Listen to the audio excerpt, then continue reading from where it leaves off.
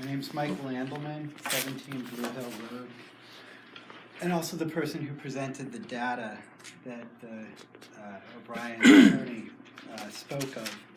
The reason why those dates and times were brought to the board was because those were the times that I had talked with the Department of Public Works and also with the police department in terms of what are the times that businesses are supposed to be operating in town.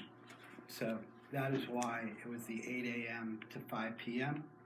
I do want to cite that the time that's mentioned, as you'll see in the 2011 records, the other attorney, meaning the attorney back then, who is now, I don't know, he's no longer an attorney, Ed McCormick, proposed a sun-up and sundown operation plus 2 hours after sundown in the winter months. That was another reason why there was the hours that were listed. So I'm just saying that in terms of what the hours are that are presented, and what the hours were actually in a plea, I think is what it was called, they weren't actually adhered to. So now they're egregiously not adhered to. I did submit a letter stating the passenger vehicles that are in the spreadsheet, and I was reminded when I left here that the passenger vehicles are also extra loud, and I think that those are presented in Paul Jones's police reports that detail the sounds of these passenger vehicles. I also want to say, just in terms of the mistruths of Gary O'Brien's attorney, that it started with the 4 trucks leaving in the morning and then 4 trucks returning in the evening.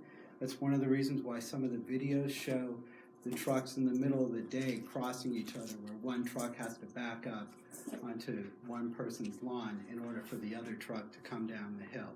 So it is not they leave and then they come back.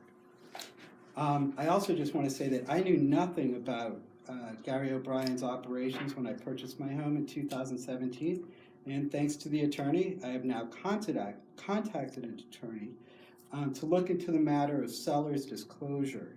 And I was made aware of Chapter 93A of the Consumer Protection Act, in which I was misinformed of this matter of noise that is clearly stated, and if and when that noise may be a continuing problem. That's not for here, but that's now another legal situation with realtors for that area. And whether it's due to these town meetings or something declared that has to do with this process, since April 18th, 2017, for some strange reason, my home has depreciated $1,400. I'm just saying, I don't know. So third thing, I'm almost done.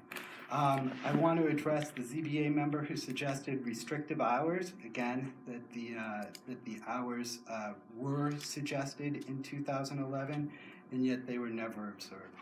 So in conclusion, as my neighbors will attest, many of them are not here tonight. In 2011, the traffic did slow down after the ZBA hearing, which was upholding the second cease and desist order, but slowly thereafter the traffic increased. As I've tried to get many of them to come up here too, some of those agitated neighbors have passed away, some have moved away, and some new people have moved into our neighborhood. Some neighbors are holding their tongues because Gary O'Brien plows their driveways or mows their lawn. But now some of us are here. We are here to stay. We only hope that we will have to stop listening to Gary O'Brien's attorney and his mistruths.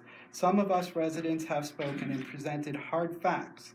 Our elected select board officials have written, and the planning board has written, pleading for you to uphold the cease and desist and stop this, what one neighbor called an industrial siege. Please, and thank you.